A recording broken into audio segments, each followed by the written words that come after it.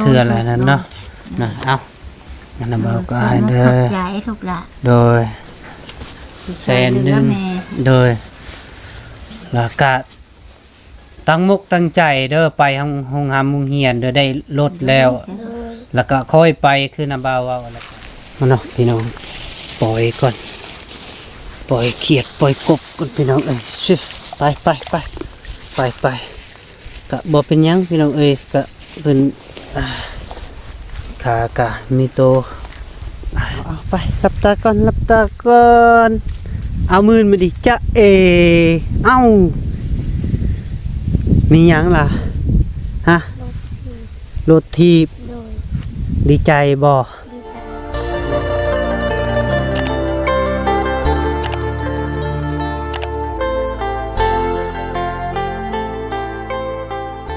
เปิดภาพขึ้นมาก็อยู่ที่ส่วนวิกเนาะพี่น้องเนาะก็อยู่ป่าวิกเนาะพี่น้องลมแห้งพี่น้องเอ้ยบรรยากาศมื้อนี้ก็ได้ก็มีแดดอ่อนๆว่าซั่นพี่น้องเนาะแล้วก็ค่อนข้างเย็นอยู่แล้วก็เล็กๆน้อยๆประมาณนั้นพี่น้องเอ้ยก็ลมแห้งเนาะพี่น้องมื้อนี้ก็เบาแก้วก็มีแนวที่ซื้อเอาไปสัมภัยนอกน้ำว่าซั่นพี่น้องเอ้ยแล้วก็ทางผู้ใหญ่ใจดีเพิ่นก็ฝากเงินมาให้150 ดอลว่าซั่นพี่น้องเนาะแล้วก็เพิ่นบอกเบาแก้วซื้อรถทีบไปให้น้องน้ำว่าซั่นพี่น้องเนาะน้องคนนี้เพิ่นไปโรงเรียนบ่มีรถขี่เนาะพี่น้องเนาะว่าซั่นก็ได้ผู้ใหญ่ใจดีเพิ่นก็ฝากมาแต่ต่างประเทศเนาะพี่น้องแล้วก็150 ดอลว่าซั่นพี่น้องเนาะราคาเบาแก้วก็ซื้อรถทีบมาสะพายน้องเลยเนาะพี่น้องเนาะสำหรับมื้อนี้ก็ได้เบาแก้วก่อนสิไปกะเบาแก้วก่อนสิไปหาน้องน้ำอยู่เที่ยงแล้วก็ขอครับทักทายสบายดีพ่อแม่พี่น้อง FC เบิดสุขสุขคนเนาะทางฝั่งไทยฝั่งลาวและต่างประเทศนำเด้อเนาะก็ยินดีต้อนรับเข้าสู่ซองของเบาแก้วซาแนวคือเก่าพี่น้องเอ้ยเบาแก้วกะรู้สึกว่าเย็นมื้อนี้พี่น้องเนาะเบาแก้วสิไปหาน้องน้ำว่าซั่นพี่น้องเนาะแล้วก็เบาแก้วซื้อรถมาให้น้องน้ำเนาะแล้วก็เบาแก้วนัดแล้วมื้อวานนี้เนาะพี่น้องเนาะก็บ่ได้ฮู้ว่าน้องน้ำนี่เพิ่นสิอยู่เที่ยงหรือบ่เนาะพี่น้องเนาะก็ยังบ่ฮู้เนาะมีแต่ว่าเบาแก้วก็สิไปเบิ่งไปส้มไปนำกันเนาะพี่น้องเนาะ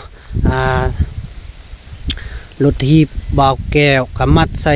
รถเนาะพี่น้องมัดใส่ก้นรถจักรเลยพี่น้องเอ้ยเบาแก้วก็ลุยมาเลย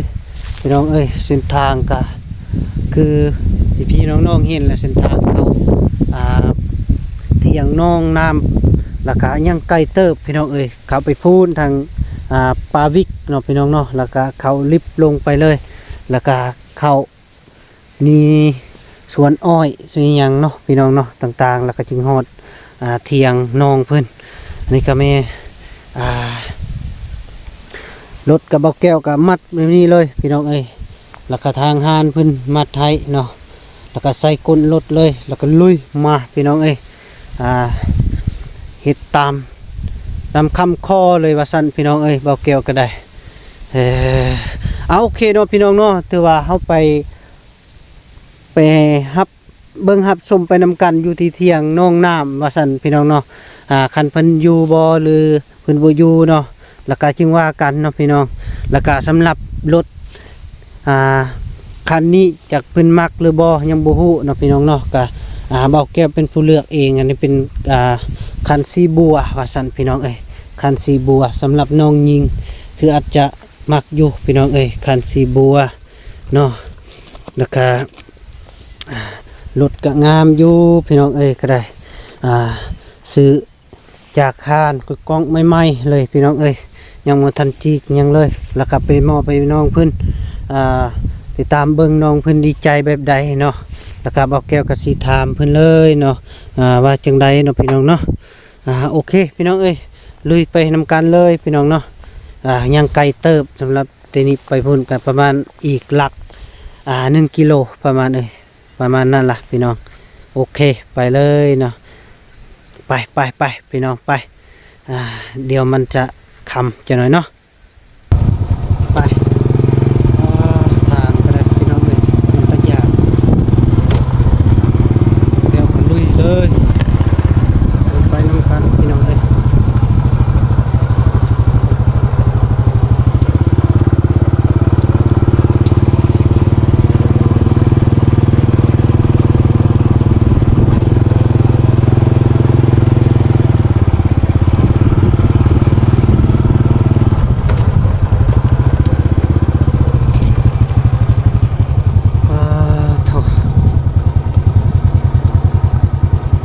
โอเคพี่น้องเอ้ยฮอด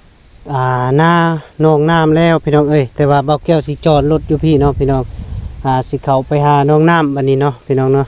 เพราะว่ามันเข้าไปแล้วก็เส้นทางมันยากๆเนี่ยแล้วก็สิให้หนองน้ำเพิ่นมารับเอาเองเนาะพี่น้องแล้วก็สิถามเพิ่นว่าเป็นจังใดเนาะพี่น้องเนาะ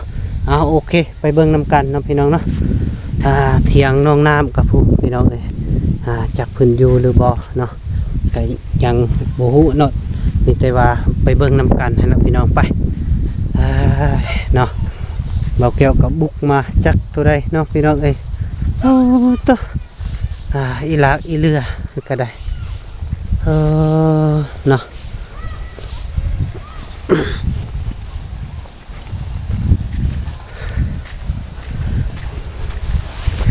บุปลาวิกมาพี่น้องเอ้ยเส้นทางก็ตามป่าและตามดงแล้วก็เพื่อสิฮอดพี่บ่แม่นง่ายพี่น้องเอ้ยก็ได้บอกแก้วก็รู้สึกอยากกินน้ำพี่น้องเนาะตอนนี้ก็ได้โอ้ยเนาะสิเป็นน้องน้ำเล็กอยู่นะก็ได้เพิ่นอยู่พี่น้องเอ้ยสบายดีเด้อลูกโดยสบายดีพากันเฮ็ดหยังกินมะขามขายบ่ลูกนำบ่าวมาว่านี่คือบ่เห็นเจ้าไปใส่ขึ้นโคกโอ้เนาะบ่ได้มีเสื้อแขนยาวบ่บ่มีเนาะสบายดีเด้อแม่เด้อโดยขามถ้าน้องเอามาขามนี่โดยก็เสื้อเพิ่นเช้ามื้ออื่นเนาะเข้าตลาดเพิ่นบ่โดยตลาดเนาะเปิดมื้ออื่นเนาะตลาดเช้าอีหล่ะนะบ่าวมีแนวเอามาสะพายให้เจ้าเด้อไปเบิ่งนำกันไปมักหรือบ่มักก็ไปนำกันไปลูกไปไปเนาะพี่น้องไปไสบ่พากันไปไสลูกฮะมาเบิ่งโดยมาเบิ่ง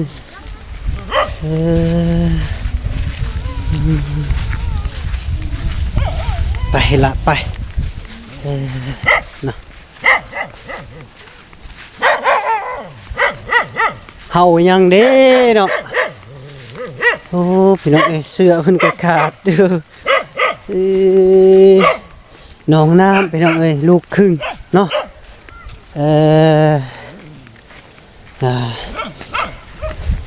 เจ้าของรถเพิ่น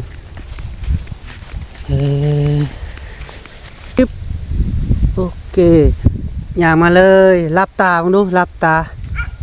มึงดูรับตาเอาไปรับตาก่อนเอามือมาดิจะเอามีหยังล่ะฮะรถทีบดีใจบ่ดีใจโดยนาเบาหลากเข้ามาเลยใส่กลรถจักรเลยดีใจเพิ่นบ่ลูกความพันได้แล้ววันนี้เนาะโดยพี่น้องเอ้ยเจ้าของรถมาแล้วมักบ่สีนี้มักบ่โดยเวลาที่เป็นบ่เป็นเนาะ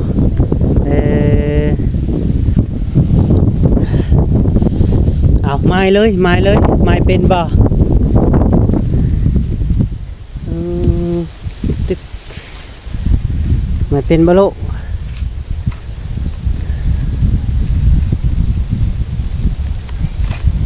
คอยไม้ก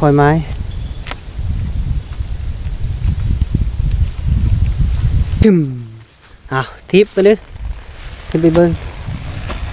โอ้เป็นอยู่ได้เนาะเอา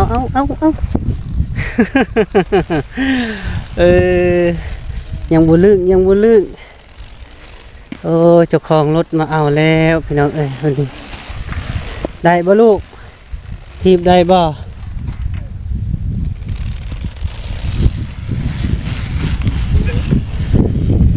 ค่อยไ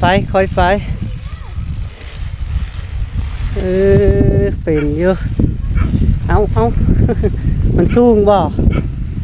สูงโพดบ่ลูก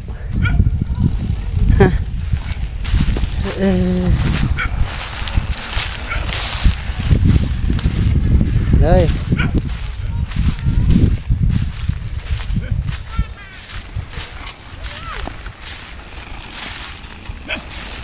บ่แม่นโซ่มันหลุดบ่ลูกโซ่หลุดจูงเขา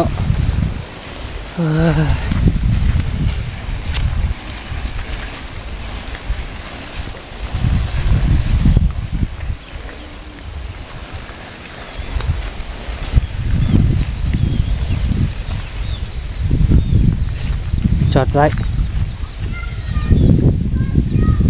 ยกขึ้น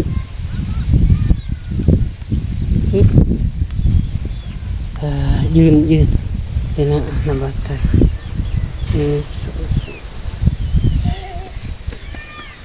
โอเคมานั่งคุยนำกันเนาะโอ้ยพี่น้องเอ้ยผมไอ้พี่น้องเพราะว่าเขาก็มาฮอดเถียงน้องน้ำแล้วพี่น้องเอ้ยน้องน้ำเพิ่นก็ไปฮับรถมาเรียบร้อยแล้วพี่น้องเอ้ยแล้วก็สิขึ้นคุยน้ำเพิ่นเล็กน้อยๆกับแม่ตุเพิ่นก็ได้เทือนฮอดสารเพิ่นเลยโอ้ยพี่น้อง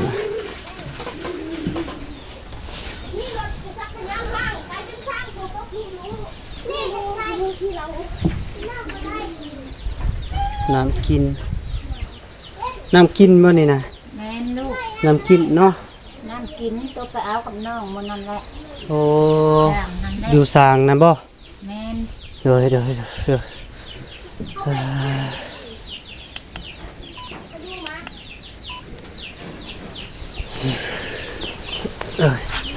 สบายดีลูกป้าลุงเด้อโดย สบายดีลูก เลยสบายดีปีใหม่เนาะโดนเราบ่ได้มาก็ได้ โดย มาแต่สุดก่อนเนาะแล้วก็เบาแก้วก็สิมามอบมาบอกเวียกเลยพี่น้องเนาะก็โดนเติบบ่ได้มาก็ได้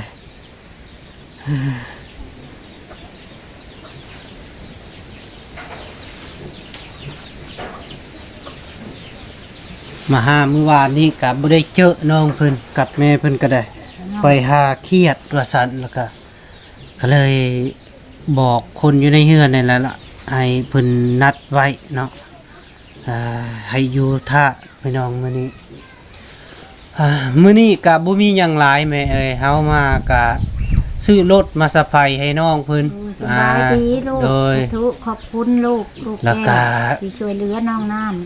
เพราะว่าเพิ่นนี่ไปโรงเรียนไกลแล้วก็บ่มีรถขี่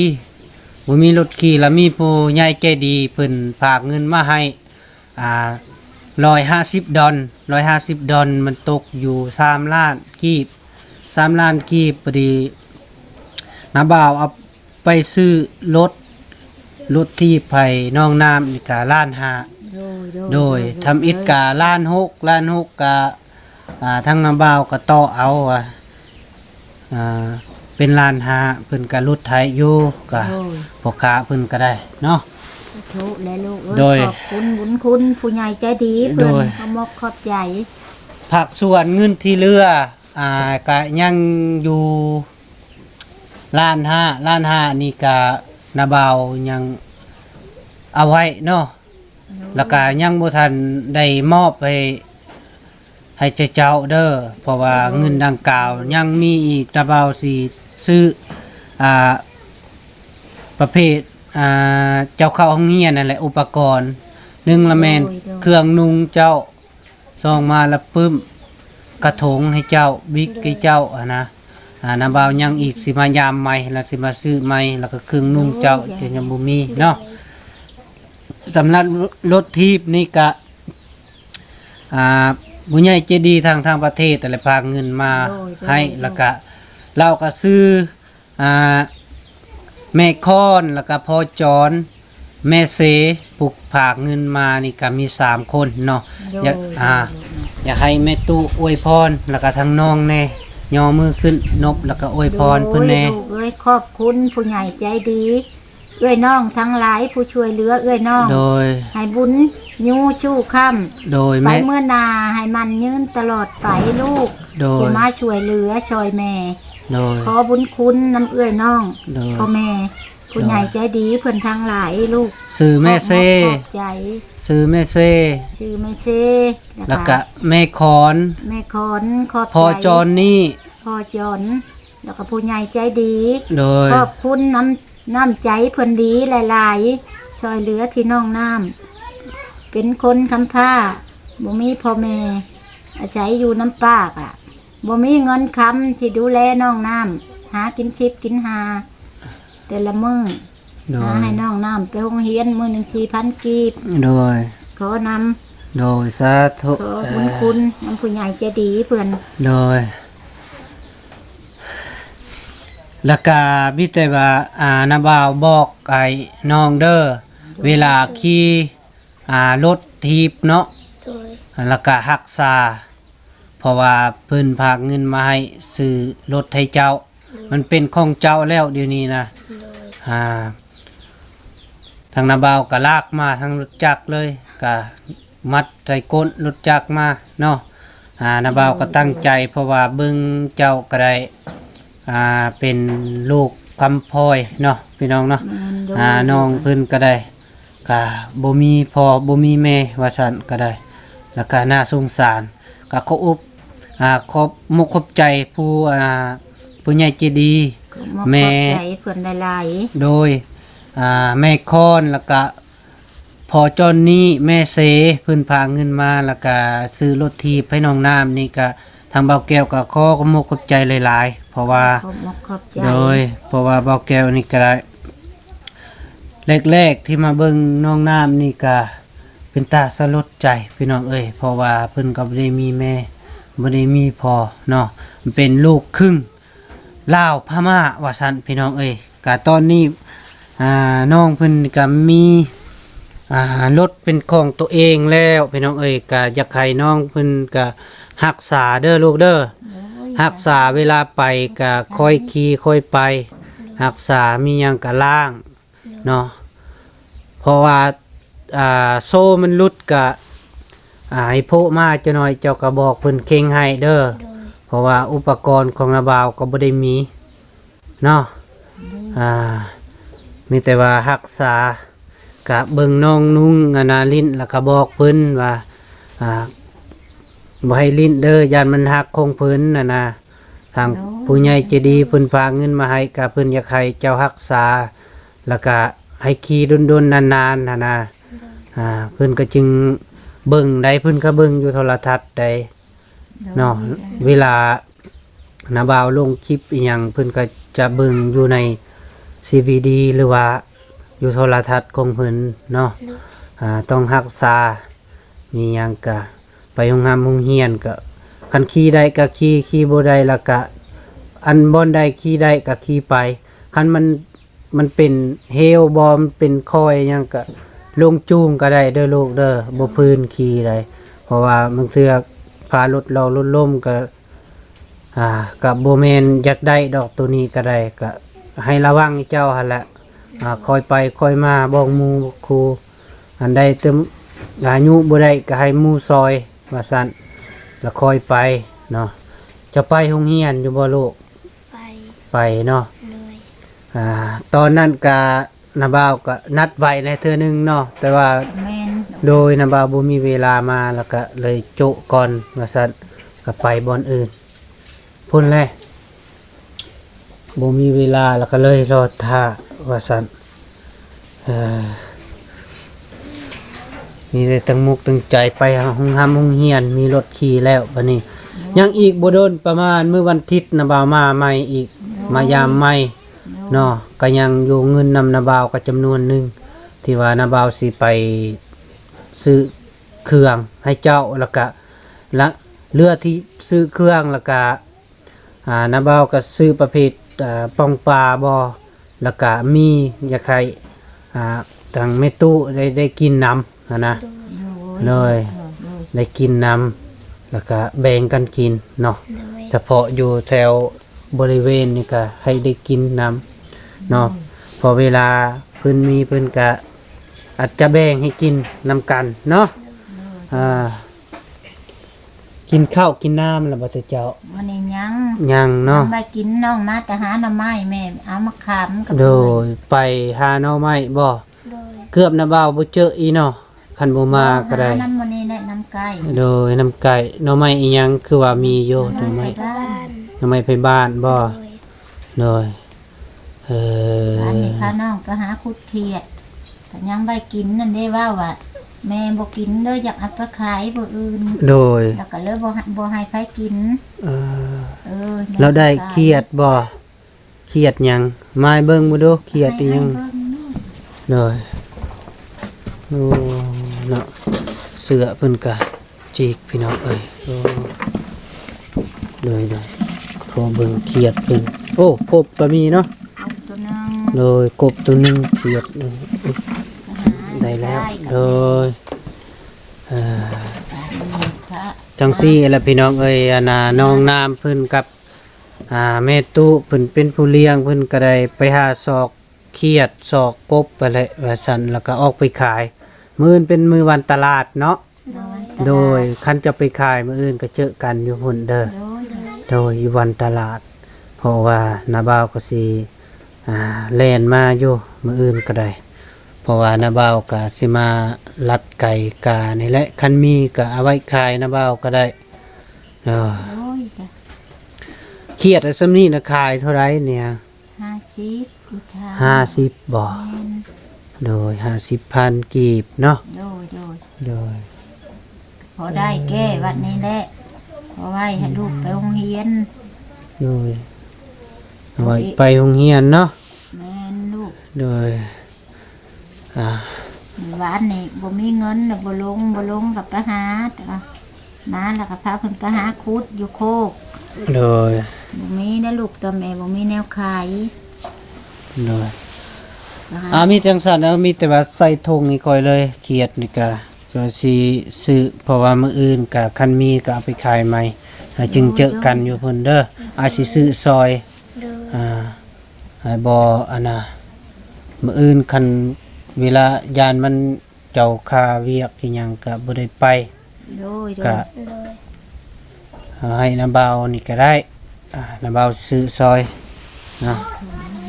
ใส่ธงอย่างยังมามัดนี่ก็ได้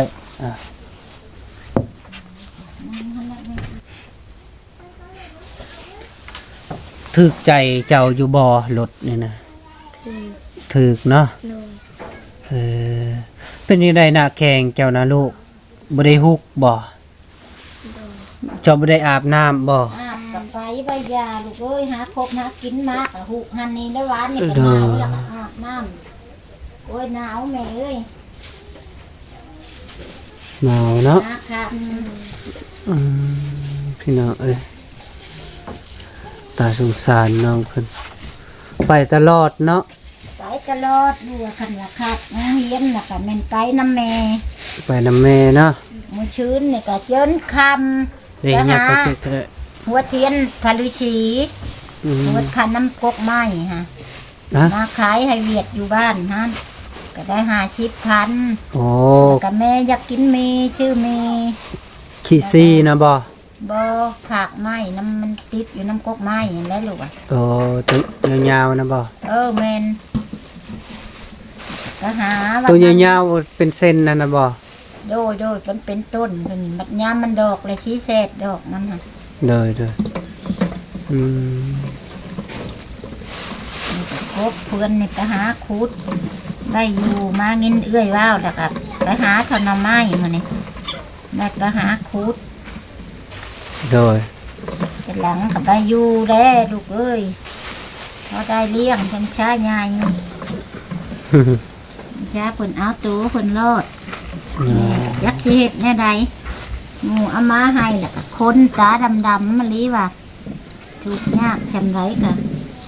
แม่นั่นแหละก็อยู่นำเจ้าก็สำลูกเจ้าอะไรแบ ก็ บ แม่นลูกเอ้ยแม่ก็หักก็แทงคือลูกคือเจ้าเดี๋ยวนี้ยังไข่แนวหนึงมันบ่ได้ชูขอข่าวลูกติดยังน้อยแต่กี่ลูกแม่ก็น้อยเลี้ยงหลานเนี่ยขอข่าวกินแม่ฮอดได้สวรรค์ชิโนลูกย่างไก่ โอ้ ขอข่าวลูกละ แล้วก็เขามากินบ่ แม่นบ้านนี่อยู่มาลูกแม่ใหญ่แล้วไปหาชอยหมูผู้ให้นากว้าง เลย แล้วเพิ่นให้บ่อนชิปบ่อนหา เลย เด็กพอได้ว่าฮอดเดือน8เดือน9 เลย ก็นั่นแหละลูกไอ้แล้วก็หมดนี่ก็ดี ซื้อเขียดซอยน้องน้ำกับเมตุพี่น้องเอ้ยถุงหนึ่ง50,000 กีบโอ้อันขออนุญาตเด้อพี่น้องเอ้ย50,000 กีบ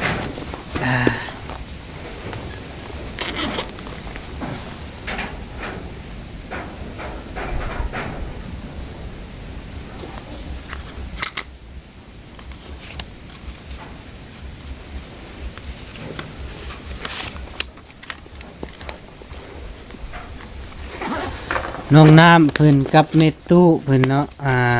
ขายถุงหนึ่ง50,000 กีบ แต่บ้าวแก้วเอาให้เพิ่น100,000 กีบพี่น้องเอ้ยเพราะว่าอยากให้เพิ่นน่ะซื้อข้าวนมกินแล้วก็ซื้อมะเพ็ดเป็งนัวเอาไว้กินพี่น้องเอ้ยแล้วก็ไปโรงเรียนแล้วก็อยากให้เมตุแบะบิแบ่งใส่เด้อ ดู เทื่ออะไรนั้นเนาะนะเอาอันนั้นเราก็ให้เด้อ ขอบใจลูกละ โดย 100,000 แม่ โดยแล้วก็ตั้งมุกตั้งใจเด้อไปห้องหามโรงเรียนเด้อได้รถแล้ว แล้วก็ค่อยไปคือนำบ่าวเว้าแล้วก็คันบ่ไปโรงเรียนก็วันพักก็ไปนำแม่ตู้ก็ไปหาแล้วก็บ่ให้ไปมันมืดมื้อก็รักษาสุขภาพอะไรเจ้าก็ได้ เด้อแม่ตู้ก็ได้เนาะ ดูดู รักษาสุขภาพเบิ่งแข้งขาเจ้าบ่ฮุกบ่อนเลย ยังบ่พาอ่าน เลยเสื้อก็นุ่งเสื้ออันเดียวเลยพี่น้องเอ้ยก็ได้ไปมามื้อนั้นก็ได้สิ้นก็บ่มีบ่ส่งนี่ ชิ้นกับพื้นเดียวแม่ชื่อแต่โรงเรียน ผ้าห่มประกกก็บ่มี ผ้าห่มกับวัดนี่แหละลูกไว้นอนนาแล้วก็ห่มกับหลานตัวนี้ เลยโอ้อนุญาตเด้อพี่น้องเอ้ย ขลูกเฮ็ดนั่นได้ลูกอะ เอ้ มั ย นบ่มีแม่ก็บ่ ผ้า จัก ห่ ฮอ ม ดแน่ ก็ สิ ขาดเบิดแล้วพี่น้องเอ้ยโอ้เฮือนน้องน้ำเพิ่นก็ได้ บ่มีผ้าห่มสิตูมเพิ่นก็ได้ เฮ็ดกระตุกกระเติบเองแหละพอและเฮ็ดพอได้อยู่มันหลายคน เลย หาเก็บไม้ตอกต้มปะถิ่มเก็บมาเฮ็ดแต่เงินค้ำนี่แหละพอได้ชื่อผ้าชื่อแพรบัดหาบ่พอ เลยคือน่ะบ่าวเว้าเด้อเว้าย้ำอีกเทื่อหนึงเพราะว่าเงินที่เหลือน่ะบ่าวยังสิซื้อเครื่องมาให้เด้อแล้วก็คันมันเรือสำใดก็มีแต่ว่าน้ำบ่าวสิมอบให้แต่เจ้าเก็บไว้เองบัดนี้เด้อแล้วก็ซื้อมักเพชรเป็นนัวเป็นต่างๆนี่แหละจึงว่ากันเนาะมื้อวันอาทิตย์เด้อเจอกันไหม เนาะ โอเค มีแต่น้ำบ่าวก็ขอกลับปะแล้วบัดนี้เด้อแล้วก็รถทิพย์ก็รักษาเด้อแม่ตู้เด้อมีแต่ว่ารักษาเด้อบอกลูกๆหลานๆก็ได้ โดย เลยมีแต่ว่ารักษาเพิ่นภาคมากก็บ่แม่นง่ายและความเพิ่นสงสารนั่น ก็ น่ะ แม่นลูก โดยแต่ว่าเฮาก็รักษาเป็นแนวใดกับเพิ่น ธรรม เนาะ ดาบุญคุณผู้ใหญ่ใจ โด ดี ยโดย ให้อายุเพิ่นขวัญวันยืนลูกเอ้ย โดย พอได้ดูแลผู้คนระดุกทุกข์ยาก คือแม่กับเพิ่นช่วยยามนี้แม่ก็ดีใจลูก โดยโดย ดูแลน้องน้ำน โดย ำแม่ก็ดีใจน้ำเพื่อนผู้ใหญ่ใจดีเพื่อน โดย คือน้ำลูกกะ ให้ผู้รักแบ่งให้ผู้ได้แบ่งปันลูกให้ลูกร่ำรวยไปเมื่อหนาขอใจลูกกว้างหาช่วยเหลือคนที่ โดยสาธุแม่เอ้ยโดยสาธุให้สมพรปากเลยแม่เอ้ยลูกก็ได้สู้ซนคือกัน กับแม่ลูกเอ้ยธรรมนาบุญคุณลูก เลยมีแต่ว่าน้ำนี่เนาะขาดเคินเนาะทางด้านน้ำนะบ่มีเนาะบ่มีน้ำมาดานเนาะ กินกันใกล้กันนี่น้ำอาบกันในหนองลูกกายมาแม่ลูก ในน้องไกลๆเพิ่นบ่ แม่นโดยนี่ อาบน้ำน้องคุ้นๆน่ะใด โดย เลยอ้าวมีแต่ว่าจังซั่นเด้อนะบ่าวสิกลับป่าแล้วบัดนี้เด้อเลยขอบคุณขอบใจคือกันอยู่ดีมีแห้งเลยไปพี่น้องเอ้ยบ่าวแก้วกับคอโตเดินทางแล้วบัดนี้พี่น้องเอ้ยเพราะว่าก็อยากคำนี่แน่แล้วก็สิไปเดินทางต่ออีกแล้วก็ตอนนี้ก็เวลาประมาณ4 โมงปลายแล้วพี่น้องมามอบรถให้น้องน้ำเขาเรียบร้อยแล้วพี่น้องเอ้ยมีแต่ว่าบอกแก้วกสิกลับเมื่อเลยพี่น้องเอ้ยก็ได้โอเคพี่น้องเอ้ยขออยู่ดีมีแห้งสุขภาพเข้มแข็งอย่าเจ็บอย่าจนเด้อทางผู้ใหญ่ใจดีก็ได้แม่คอนแล้วก็พ่อจอนนี่แม่เซเดอร์ผู้พากเงินมาก็ได้ซื้อรถให้น้องน้ำก็ขออยู่ดีมีแห้งไปใส่มาใส่ก็มีจงมีสุขภาพเข้มแข็งอย่าเจ็บอย่าจนเด้อเห็นยังก็คอยได้สิ่งในสิ่งนั้นเลยพี่น้องเอ้ยแม่เด้อขอขอบใจเด้อ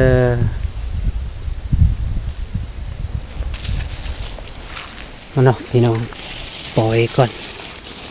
ปล่อยเขียดปล่อยกบก่อนพี่น้องเอ้ยชิไป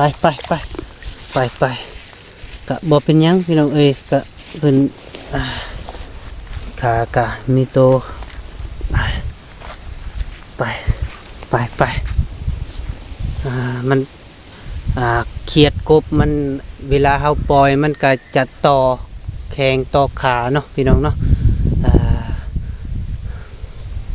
ปล่อยไปเด้อไป